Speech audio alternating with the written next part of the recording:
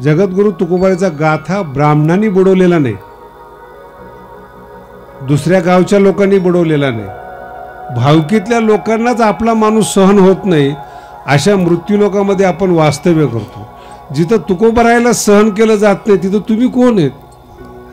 तुमची गाडी का सहन करावी भावकीने? तुमचे गुंठे का सहन करावेत? आता तर MIDC झालेली, किती पैसा आला असेल. कधीही कल्पना सुद्धा करू नका. संतांची चरित्र आपल्यासाठी असतात, आपल्याला त्या पावलावर. जर संतांना त्रास होतो ज्याने आयुष्यात पाप केलेलं नाही, खोटं बोललेले नाहीत, आपल्यासारख्याची काय कथा. लोक आपल्याला त्रास देतात हेच भाग्य समजा. कमीत कमी आपण त्रास देणे योग्य तरी असतो.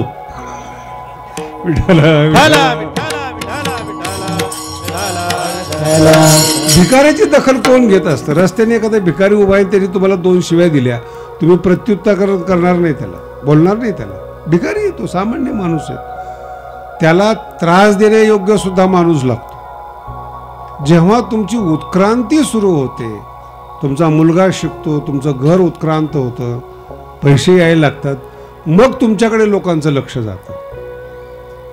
जसं जसं तुम्ही उंच जाता ना तसा तसा त्रास होतो तुम्हाला. आणि त्रास देणारी लोक असतात, आपण ज्या माणसातून मोठे होतो तीच माणसं त्रास देतात. हा इतिहासाचा नियम आहे. म्हणून त्या लोकांना कंटाळून, देहूच्या लोकांना कंटाळून भंडारा डोंगर आणि बामचंद्र डोंगरावर यायचे. आणि जगद्गुरु तुकोबारायांच्या चरित्रामध्ये आहे 1000 ज्ञानेश्वरीचे पारायण जगद्गुरु तुकोबारायांनी केले. आणि त्यांच्या 1000 पारायण एकांतामध्ये, बरं का, लोकांना दाखवण्यासाठी नाही, एकांतामध्ये 1000 पारायण म्हणजे ही ज्ञानेश्वरीची तपश्चर्या आहे. आणि मग ज्ञानेश्वरीतलं ज्ञान जगद्गुरु तुकोबारायांच्या मनात आलं, हृदयात स्थिर झालं आणि त्यांच्या वाणीतून ते प्रगट झालं. या जगामध्ये कधी चमत्कार होत नसतो, लक्षात ठेवा, कधी चमत्कार होत नसतो. आशीर्वादाने माणूस बदलतो याच्यावर विश्वास नाही. आशीर्वाद हा चमत्कार नाही आहेत, आशीर्वाद समोरच्यांची आलेली तपश्चर्या आपल्या अंतःकरणामध्ये. तुम्ही सगळे या भागातले शेतकरी, एकदाच चमत्कार का घडला, एकदाच तुकोबाराय का आपल्या भागामध्ये जन्माला आले, कधी विचार करा ना. जगद्गुरु तुकोबारायापासून आतापर्यंत किती वारकरी झाले, किती टाळकरी झाले, किती, का असं परिवर्तन झालं नाही? तो रस्ता सापडला नाही ज्या रस्त्याने जगद्गुरु तुकोबाराय गेले. आपला परमार्थ, आपलं जगणं, आपलं वागणं हे आपल्या मनाप्रमाणे असतं, म्हणून आपल्याला मनाप्रमाणे चांगलं वाटतं. मराठी लक्षात ठेवा काय बोलू. तुम्ही एकादशी केली, तुमच्या म्हणण्याप्रमाणे केली, तुम्हाला समाधान. शास्त्रोक्त केली का नाही हा विषय वेगळा आहे. एकादशीचं जे फळ सांगितले, वारीचं जे फळ सांगितले, तपश्चर्येचं जे फळ सांगितले, ते तुमच्या मनाने करून ते फळ नाही मिळणार. तुम्ही हे ठरवू शकत नाही की याला परमार्थ म्हणतात. माझा मुद्दा आहे का? तुम्ही ठरवू शकत नाही की याला ज्ञान म्हणतात, याला तपश्चर्या म्हणतात. ज्यांनी त्या क्षेत्रात पारंगत केलेलं आहेत त्यांनी म्हणायला पाहिजे योग्य माणूस आहेत. विठाला विठाला विठाला विठाला विठाला. गायक लोक आहेत, काय गातात, काय कळणार आहे लोकांना? कानाला क्षणापुरतं लोकांना गोड वाटते, एखादी पिक्चरची चाल गोड वाटते, पण त्या गाण्यासाठी जो प्रयत्न करावा लागतो, स्वर लावण्यासाठी, तो काय करणार आहे तुम्हाला? आणि म्हणून तुम्ही त्या गायकाची किंमत करू शकत नाही. माझा मुद्दा लक्षात ठेवा. जो गायकातला दर्दी माणूस आहे की ज्याला कळतं की हे गाता येत नाही तरी सुद्धा तो मेहनत करून, प्रयत्न करून गातो, मग ते दर्दी माणसं त्यांना दाद देतात. संतांचं सुद्धा असंच आहे. संताला कोणीही संत मानून जमत नाही. संसारातले माणसं कोणाला संत मानतील याचा अंदाजच नाही. ज्याच्या गुंड्या उलट्या सुलट्या आहेत त्याला संत मानतात. त्यांना विचारलं असं काय विदेही महात्मा आहे, आणि बोलायला गेलं तर गीता येत नाही, ज्ञानेश्वरी येत नाही, गाथा येत नाही. तुमच्या माथ्यात बसलं का? ज्याला संत वचन येत नाहीत त्याला आपण संत म्हणतो. इतके गाढव आहेत आपण. संतांची भाषा ज्याला समजत नाहीत, ज्यांची पुस्तकं, ज्या माणसाला तुकोबाराय समजत नाहीत त्यांना तुम्ही संत म्हणाल का? बोला ना. त्यांच्या पाया पडाल का? बरं, तुम्हाला तुमच्या परिसरातलं पाया पडायची गरज नाही ना. जगद्गुरु तुकोबाराय सारखं व्यक्तिमत्व तुमच्या गावात परिसरात असताना तुम्हाला कोणाच्या पाया पडायची गरज आहे? तरी तुमच्या घरात बघा तुकोबराशिवाय अन्य संतांचे सुद्धा फोटो तुमच्यामध्ये. तपास घेऊन पाहतो. भरोसा नाही तुम्हाला. वाटत नाही की एकटे तुकोबराय आपलं कल्याण करू शकतात. वाटतच नाही तुम्हाला. मी काही लोकांच्या घरी बघितलं 10-15 साधूचे फोटो आहेत. रोज उदबत्ती लावतात. माझा अर्थ चुकीचा काढू नका. अभंग समजण्यासाठी ही भूमिका आहे. रोज उदबत्ती लावतात. 40 वर्ष त्यांनी माळ घातलेली आहेत, उदबत्ती लावलेली आहेत, वारी केलेली आहेत. एका शब्दाचं सुद्धा वाणीमध्ये परिवर्तन येत नाही. एक शब्द सुद्धा त्या माणसाचा गोड वाटत नाही. जगद्गुरु तुकोबारायांची वाणी अजरामर झाली याच्यात संत म्हणतात. तुमचं परिवर्तन तुमच्या वाणीत दिसलं पाहिजे. आणि वाणीमध्ये परिवर्तन येण्यासाठी हृदय बदललं पाहिजे. जोपर्यंत तुमचं हृदय बदलत नाही तुमच्या बाह्य क्रियेला काहीही फायदा नाही. ज्ञानोबारांनी ज्ञानेश्वरीत अनेक दृष्टांत दिलेले आहेत. बाह्य उपचार उपयोगाचेच नाहीत.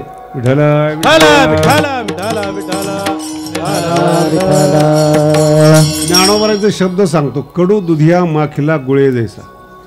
आतून भोपळा जो ना कडू भोपळा आहे आणि वरून त्याला गोड लावला. गोड होऊ शकतो का?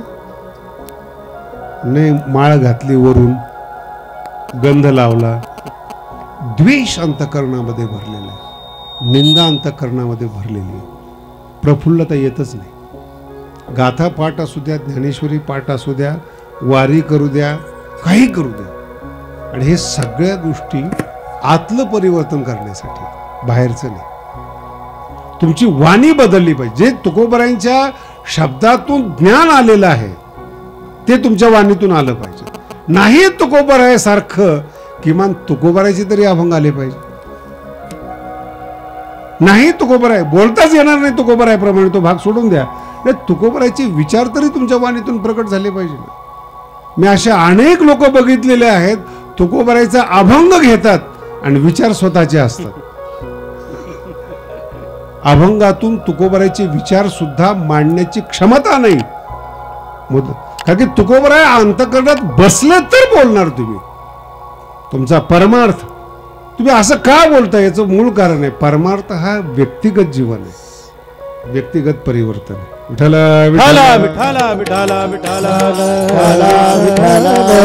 माझ्या समोर तुम्ही सगळे लोक बसलेले आहात. तुमचं व्यक्तिगत आनंद असेल तरच तुम्ही हसणार. शेजारचा करोडपती आहे का, शेजारचा एखादा मंत्री आहे का, काही परिवर्तन होत नाही. तुम्ही 2 मिनिटं फोटो काढाल, घरात सांगाल की मंत्र्याबरोबर बसलो, याच्याबरोबर बसलो, तुम्ही काही श्रीमंत झालात. तुमच्यात काय परिवर्तन झालं? एखादा सामान्य गरीब माणूस असतो, क्लर्क असतो, मोठ्या मुख्यमंत्र्याबरोबर त्यांनी फोटो काढला, घरात चिपकवला, काय परिवर्तन झालं? कोणा मोठ्या माणसाबरोबर राहिल्याने तुम्ही मोठे होता हे चुकीची कल्पना आहे. पण मोठा माणूस हृदयात बसवल्याने आपोआप मोठे होता तुम्ही. जगद्गुरु तुकोबाराय जर तुमच्या हृदयात बसले ना, सांगायचीच गरज नाही. याच परिसरातले जगद्गुरु तुकोबाराय, गाथा बुडवणारे याच परिसरातले आणि पूजा करणारे सुद्धा याच परिसरातले. 400 वर्ष लागली या गोष्टीला, भामचंद्रावर सत्ता व्हायला. पूर्वी जंगल होतं, लोक अडाणी होते, पैसा नव्हता लोकांकडे. आता हळूहळू परिवर्तन होत होत डोंगरामध्ये एवढा मोठा सप्ताह परिसराने केला. तुमचं जेवढं कौतुक करावं तेवढं थोडं आहे. पण माझं मत आहे, बाहेरून कीर्तन आणण्यापेक्षा तुमच्या परिसरातले कीर्तनकार झाले पाहिजे. तुमच्या परिसरातले, तुमचं गाथ्यावर तुमचा हक्क आहे. आणि तुमचा गाथा दुसरे गातात तरी माथ्यात बसत नाही. किती वाईट आहे ह्या गोष्टी. कधीतरी खंत वाटते महाराष्ट्राची.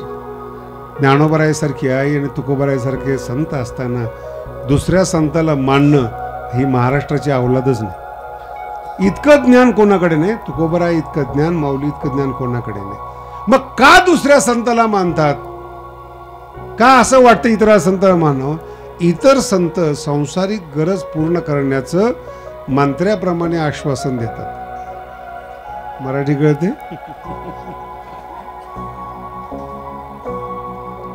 आणि त्यांची गरज, त्यांचा संसार तुमच्या वर्गणीतून चालतो.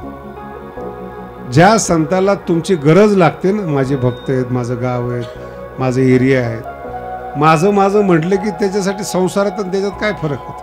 माझी जमीन आहे, माझे पोरं आहेत, माझं गाव आहे, माझे काय फरक आहे याच्यामध्ये? संताला देवाची सुद्धा गरज नसते, त्याचं नाव आहे तुकोबाराय. कधीतरी 4000 अभंगातून जगद्गुरु तुकोबारायने देवाला एक तरी संसारातली मागणी मागितली असा अभंग दाखवा. एक सिंगल. आणि तुकोबारायचं आयुष्य एवढं खडतर होतं, मला तर ते वाचताना त्रास होतो तुकोबारायांच्या आयुष्याचा. 4 वर्ष दुष्काळ पडला होता आणि पत्नी वारली तुकोबारायांची, आणि केवळ अन्नाचा कण पोटात नसल्यामुळं तुकोबारायची पत्नी वारली. 8 पिढ्या तुकोबारायांच्या आहेत बरं का. माझे शब्द सगळे लक्षात ठेवत चला, म्हणजे पुढं कामाला येते. एकदम तुकोबाराय जन्माला नाही आलेले. तुकोबारायांचे मूळ पुरुष विश्वंभर बाबा हे ज्ञानोबारायांच्या काळातले आहेत आणि जावळीच्या खोरातले राहणार आहेत. योगायोगाने त्यांच्या घरी गावामध्ये कीर्तन करण्याचा योग आला. महाबळेश्वरच्या खाली गाव आहे त्यांचं, विश्वंभर बाबांचं. आणि त्या काळात देऊळ हे सावकारकीचं गाव होतं, म्हणून विश्वंभर बाबा येऊन इथं स्थायिक झाले आणि त्यांची 8वी पिढी. आज जे तुकोबारायचं मंदिर आहे, लोक म्हणतात तुकोबाराय गरीब आहे गरीब आहेत, पण लोकांना कल्पना नाही. आपलं घर उद्ध्वस्त करून आजचं विठ्ठलाचं मंदिर हे तुकोबारायांनी बांधलेलं आहे, लोकांना माहितीच नाहीत अजून.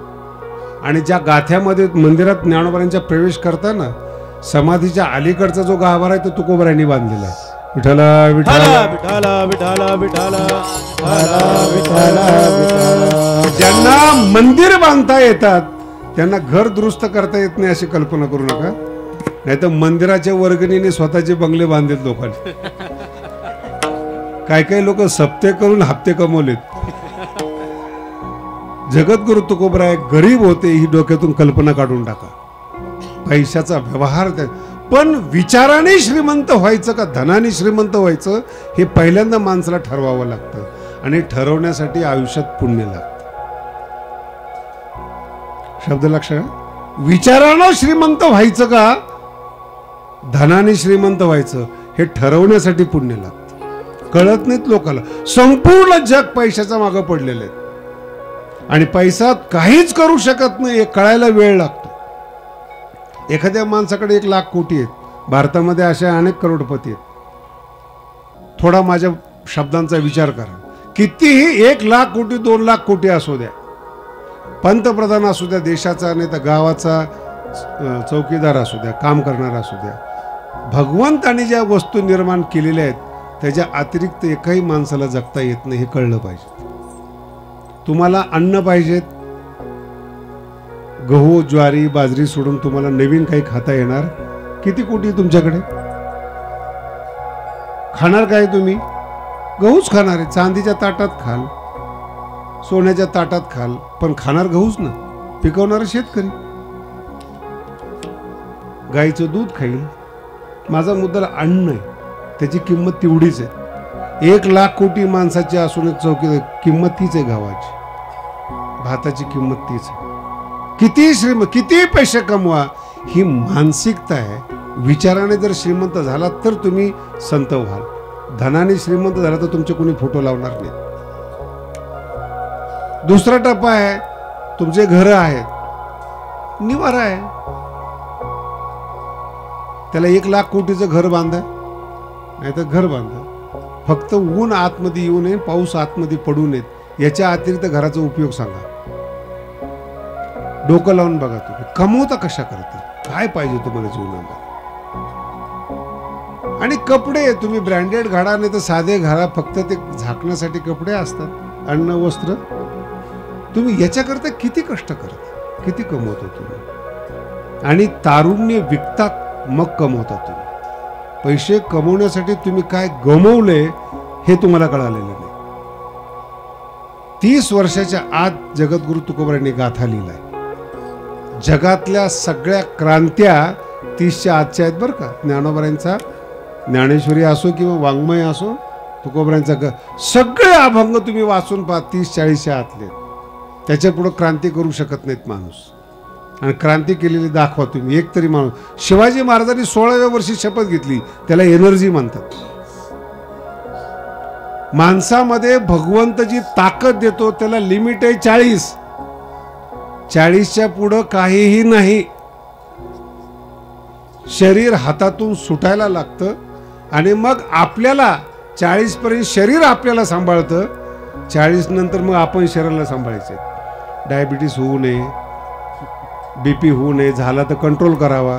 कोणत्याही म्हाताऱ्या माणसाजवळ बसाय 2-3 शब्द असतात. डायबिटीस, शुगर व्यवस्थित आहे, BP चांगला आहे, पोट साफ आहे. हे काही तत्वज्ञान आहे का? कोणत्याही म्हाताऱ्या माणसा. आणि एखादा माणूस, एखादी कसं असतं, गाडी आहे, एखादी गाडी चांगली असते, पार्ट चांगला असतो. एखादा माणूस 90 पर्यंत जगतो, 95 पर्यंत जगतो, त्याला त्याचाच अभिमान. मला एक जर म्हटलं महाराज 95, अजून 5 राहिलेले, 100 करायचे, विश्वविक्रम आहे का? 60 नंतर शरीर गलित गात्र झालेलं असतं. फक्त मृत्यूची वाट पाहता तुम्ही, बाकी काही करत नाही. विठाला विठाला विठाला विठाला विठाला विठाला विठाला. आणि हे जगद्गुरु तुकोबरायचं आयुष्य आहे. पहिलं लग्न 16व्या वर्षी झालं जगद्गुरु तुकोबरायचं, दुसरं 20व्या वर्षी झालं. आणि एकदम दुष्काळ पडला. आणि खरे माणसं दुष्काळातच कळतात. तुकोबरायांच्या जीवनामध्ये 1 वर्ष झालं, 2 वर्ष झालं, सगळी संपत्ती. तुकोबरायचं अंतःकरण फार सरळ होतं. सरळ माणसाच्या अंतःकरणाला लोक जरी त्रास देत असले ना, सरळ माणसा इतकं माणूस मोठा कधीच होत नाही, हे लक्षात ठेवा. व्यवहारात माणसं धोका देऊ शकतात. मी तुम्हाला तुमच्या परिसरातल्या लोकांना एक प्रश्न विचारतो. तुकोबरायांची जी श्रीमंती होती ती उधार घेणारे लोक तुमच्याच भागातले होते ना? बरोबर आहे. उधारी 2-3 वर्ष घेतली, तुकोबरायांची श्रीमंती कमी केली. मला एक उलटा प्रश्न विचार, ज्यांनी तुकोबराचे पैसे बुडवले त्यांचं नाव कोणाला माहिती का तुमच्या भागामध्ये? दुष्काळात जे श्रीमंत होतात ना त्यांचं नाव कोणी लक्षात ठेवत नाही. दुष्काळात दानी असतो त्याचं नाव लक्षात ठेवतात. ते तुकोबरा आहेत. सगळं आयुष्य देऊन टाकलं, पोरं देऊन टाकले आणि स्वतः करता काहीच ठेवलं नाही तुकोबरायांनी. अन्नाचा कण पोटात नसल्यामुळं पत्नी वारली. किती दुःख असेल. आत्ताच जर एखादा माणूस असला ना आणि अशी जर काही वारकरच्या घरात घटना घडली, त्याचे पोरं माळ तोडून टाकतात, हातात बाटली घेतात. ज्या देवाची आम्ही एवढ्या दिवस सेवा केली, काय दिलं त्याने आम्हाला? काही भाषा झाली बोलण्याची. तुम्ही बोलता कुणाला? म्हणजे योग्यता काय? 8 पिढ्या विश्वंभरबाबापासून चालत आल्या. विश्वंभरबाबांची जी मुलं आहेत ती सैन्यामध्ये होते बरं. एक मुलगा सैन्यामध्ये वारला, विश्वंभरबाबाला 2 मुलं होते. एक मुलगा सैन्यामध्ये वारला आणि राहिलेल्या एका मुलांचा वंश सुरू झाला. फार खडतर जीवन गेलेलं आहे विश्वंभरबाबांचं. आणि 8व्या पिढीमध्ये जगद्गुरु तुकोबर आहेत. म्हणजे ही जी देहूची मूर्ती ती विश्वंभरबाबांची. त्याचं मंदिर जीर्ण झालेलं जगद्गुरु तुकोबरायांनी बांधलं. त्याला झाले 400 वर्ष. म्हणजे ती परंपरा कशी आली मला आत्ताच्या भाषेत सांगतो. जी शिकलेली माणसं असतील याला म्हणतात DNA परिवर्तन होणं. ज्या कुळात तुम्ही जन्माला आले त्या कुळातले संस्कार बदलत बदलत बदलत बदलत 8व्या पिढीमध्ये DNA बदलतात आणि मग अभंग तोंडातून येतो. विठाला विठाला विठाला विठाला विठाला विठाला. आणि मग त्या तुकोबरायांनी एवढा त्रास सहन करून देवाला धन्यवाद दिले. मागितलं नाही देवाला. बरे झाले देवा निघाले, बरे या दुष्काळी पिढ्या गेले. कोण माणूस म्हणणार आहे असं? आणि मग गावात त्रास झाल्यानंतर इथून पुढे जरा लक्ष देऊन कीर्तन ऐका. मग तुकोबरायांनी माणसं सोडले, देव जोडला तुकोबरायांनी. जेव्हा माणसं सुटतात तेव्हाच देव जोडला जातो. जोपर्यंत माणसाचं आकर्षण तुमच्यामध्ये आहे, मानाचं आणि धनाचं आकर्षण आहे, परमार्थात विचाराची श्रीमंती येतच नाही. आणि मग भंडारा डोंगरावर आले. तुकोबरायांचा अभंग आहे. काही पाठ केली संतांची. मला तुकोबरायासारखं प्रामाणिक चरित्र सांगणारा पृथ्वीवर जन्मालाच आला नाही. लोक जर सुरुवातीला गरीब असले श्रीमंत झाले ना, आपली गरिबी झाकतात. जगद्गुरु तुकोबराय जेव्हा परमार्थात आले तेव्हा दर 15 दिवसाला कीर्तन व्हायचे विठ्ठलाच्या मंदिरात. नंतर नंतर बिदागी कमी पडल्यामुळे कीर्तनकार गैरहजर राहत असते. गावच्या लोकांनी सांगितलं बाबा आता आज कीर्तनकार नाही, तुम्ही बरेच दिवस झाले कीर्तन करताय, करा सुरू कीर्तन. मग दर एकादशीला तुकोबाराय कीर्तन करायचे हे तुकोबाराय सांगतात. आरंभी कीर्तन करी एकादशी, नव्हते अभ्यासी चित्त आधी. तुकोबाराय म्हणतात माझं काही कीर्तनामध्ये चित्त नव्हतं, पण लोक उभं करायचे. मग काही पाठ केली संतांची उत्तरे, विश्वास आणि आदर मनामध्ये ठेवून हळूहळू माझ्या लक्षात आलं की ज्ञान आहे. माझा मुद्दा व्यवस्थित लक्षात ठेवा. याला म्हणतात विचार परिवर्तन. वैचारिक इकडची श्रीमंती, धनाची श्रीमंती गेली, माणसाची श्रीमंती गेली, विचाराची श्रीमंती वाढली. आणि जशी जशी तुम्ही विचाराने मोठे होता ना, तितके मोठे लोक तुमच्याकडे येतात, तितके मोठे लोक तुमचे वैरी होतात. माझा प्रश्न असा आहे तुम्हाला, तुकोबारायांचे कीर्तन आणि अभंग लिहून झाल्यानंतर गंभीरतेने विचार करा. 2-3 प्रश्न तुम्हाला सांगतो. ज्ञानोबारायांच्या काळामध्ये ज्ञानोबारायांनी अभंग लिहिण्याची परवानगी सगळ्याला दिली. ज्ञानोबाराय समजून घ्या बरं का. ज्ञानोबारायाचं पुन्हा पुन्हा नाव याच्याकरता घेतो, तळागाळातला बहुजन समाज तुकोबारायासहित जर संत झाला असेल फक्त ज्ञानोबारायामुळे झाला, बाकी कोणामुळे झाला नाही. याचं कारण महाराष्ट्र सोडा, बहुजन समाजातला एकही माणूस तुम्हाला कीर्तनकार दिसणार नाही. पहिले ज्ञानेश्वर महाराज आहेत. पृथ्वी निर्माण झाल्यापासून आतापर्यंत तळागाळातल्या समाजासाठी ज्ञानोबारायांनी मराठीत ज्ञानेश्वरी लिहिली आणि तळागाळातल्या लोकांना कवित्व करण्याचा अधिकार दिला. कवित्व. मग ज्ञानोबारायांच्या संगती कोण होते? सावता महाराज, गोरोबा काका, जनाबाई, त्याच्याही पुढे जाऊन सांगतो चोखोबाराय. चोखोबारायांनी अभंग केले. चोखोबारायांच्या मुलांनी अभंग केले. बंका महाराज. चोखोबारायांच्या पत्नीने अभंग केले. प्रश्न लक्षात ठेवा, कोणी आक्षेप घेतला का चोखोबारायांनी अभंग केले तर? मग तुकोबारायांनी अभंग केल्यानंतर आक्षेप का घ्यावा याच्यावर डोकं चालवा. जनाबाईचे अभंग चालतात, चोखोबारायांचे अभंग चालतात, चोखोबारायांच्या पत्नीचे अभंग चालतात, सगळ्या समाजातल्या लोकांचे अभंग चालतात. मग तुकोबारायांचे का चालत नाही? का बुडवला गाथा? विठ्ठला विठ्ठला विठ्ठला विठ्ठला विठ्ठला विठ्ठला. संप्रदाय असं इतका सोपा नाही तयार झालेला बरं का, खूप विचारपूर्वक तयार झालेला आहे. आणि तो त्रास तुकोबारायला का, आणि त्याच्याही पुढे जाऊ, जगद्गुरु तुकोबाराय एवढे मोठे झाले, दशग्रंथी ब्राह्मणाला ते विचार येत नाही म्हणून विरोधात गेले. याला म्हणतात वैचारिक श्रीमंती वाढवणं. आमच्या समोर जर एखादा साधा माणूस आला तर आम्ही लक्ष देत नाही, पण एखादा विचारवान शब्द तर्क जर मांडला तर आम्ही लक्ष देतो की याचे विचार. तुम्ही सुद्धा तेच आहे. बोलता बोलता एखाद्या पोराने जर चांगलं बोललं नाही, विचार करण्यासारखा विषय म्हणतात. मग जगद्गुरु तुकोबाराय देहूमध्ये राहून कुठल्याही विद्यापीठामध्ये न शिकता रामेश्वर भट्टाला तुकोबारायच्या ज्ञानाचा हेवा वाटावा इतकी विचार श्रीमंती तुकोबारायामध्ये आली. दशग्रंथी ब्राह्मण त्यांनी काय झालं हा इतिहास सांगत नाही बरं का तुम्हाला. त्याचा तुम्ही म्हणाल की ते आम्ही रोजच ऐकतो इतिहास, माझ्या दृष्टीने तो महत्वाचा नाही. का द्वेष करावा रामेश्वर भट्टांनी? कारण की विचार उंच होते, मोठे होते विचार, आणि विचाराने तुम्ही श्रीमंत होत गेले.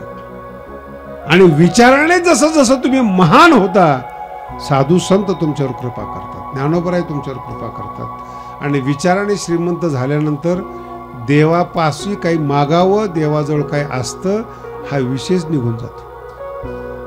याला म्हणतात विचार श्रीमंती. आणि ही विचार श्रीमंती आपल्या परिसरात भामचंद्र डोंगरावर जगद्गुरु तुकोबारायला देवाचा साक्षात्कार झाला. अभंग आहेत तुकोबारायांचे. बाळ वेशामध्ये पांडुरंग परमात्मा आले. हे डोंगर म्हणजे भंडाऱ्या डोंगरापेक्षा मोठा डोंगर आहे बरं. तुम्ही परिसरात येता, आतापर्यंत विकास व्हायला पाहिजे होता, पण ठीक आहे. इथून पुढे तुम्ही डोंगरामध्ये एवढे लोक जमतात, निश्चय करा तुम्ही जरी मोठे नाही झाले तरी तुमच्या भागातले तुकोबाराय मोठे आहेत, परिसरातले तुकोबाराय मोठे आहेत. संतांची तुकोबारायची सेवा म्हणजे या डोंगराची सेवा आहे. या डोंगराची सेवा आहे. मी ज्या गादीवर बसलोय भगवान बाबांच्या, त्या डोंगरावर पूर्वी बाबा जायच्या अगोदर बाबांचा इतिहास असा आहे, 300 वर्षापासून अगोदर एक जागा आहे, नारायणगड नाव आहे, त्याचे ते महंत होते. आणि नारायणगडाच्या 8व्या पिढीतले तुकोबाराय आपले भगवान बाबा महंत होते.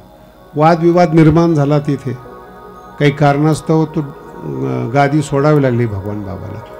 आणि आता जो भगवानगड म्हणून प्रसिद्ध आहे, ती चोराला पैसा वाटण्याचं ठिकाण होतं.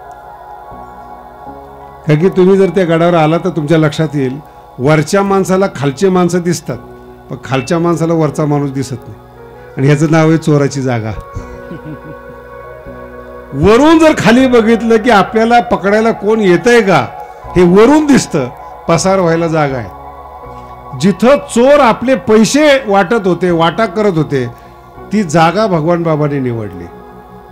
आणि त्या परिसरातल्या ऊसतोड कामगारांनी साथ दिली आणि तो गड भगवान बाबाचा प्रसिद्ध केला पूर्ण महाराष्ट्रामध्ये परिसरातल्या लोकांनी.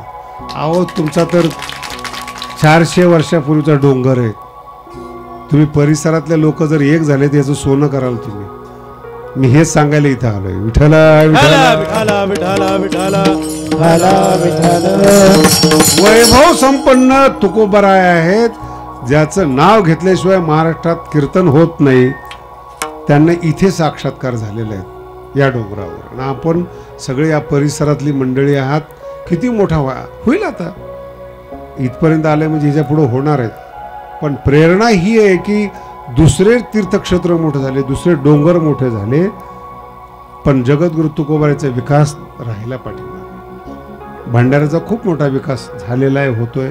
तुम्ही परिसराने जर लक्ष दिलं तर काय ताकद आहे तुम्हाला पैसे न द्यायची कोणत्या राजकारणी लोकांची. एवढे जर माणसं एकत्रित आज आले, तेवढे जर एखाद्या मंत्र्याकडे गेले ना, काय देणार नाही तुम्हाला, काय मिळणार नाही. विकास म्हणजे याचा अर्थ तुकोबारायसाठी नाहीत, आपल्या पिढीला कळलं पाहिजे. इथे भगवंताचे पावलं लागलेत आणि जगद्गुरु तुकोबाराय इथून घडलेत. विठ्ठला आणि मग ती विचाराची जशी श्रीमंती जगद्गुरु तुकोबारायांची वाढली, त्याला एक मान्यता असते बरं का. कीर्तन व्यवस्थित आहे का, पहिल्यांदा भावकी, नंतर बुद्धिमान लोक, नंतर विचारवान लोक, नंतर साधक लोक स्वीकारतात. आणि विचार जेव्हा परिपक्व होतात, पिकतात विचार, आणि मग तुम्ही संत म्हणून संत तुम्हाला मान्यता देतात. संत म्हणून समाज नाही, समाजाने संत म्हणलेली लोक तुरुंगात आहेत आज. समाजाने संत म्हणून काही फायदा होत नाही, संतांनी संत म्हटलं पाहिजे. आणि जगद्गुरु तुकोबारायला संत कधी म्हटलं तुमच्या लक्षात घेऊ द्या. धरणेकरी ज्ञानोबारायकडे आला आणि ज्ञानोबारायने सांगितलं की तुकोबारायकडे जा. एका संतांनी जगद्गुरु तुकोबारायकडे पाठवलं म्हणजे ज्ञानोबाराय म्हणतात तुकोबाराय आता परिपक्व झाले, संत झालेत, इथून पुढे ते कारभार करतील. ज्ञानोबारायने दिलेला आदेश. आणि जेव्हा मान्यता दिली तुकोबारायला, तेव्हा हृदय भरून आलं तुकोबारायचं.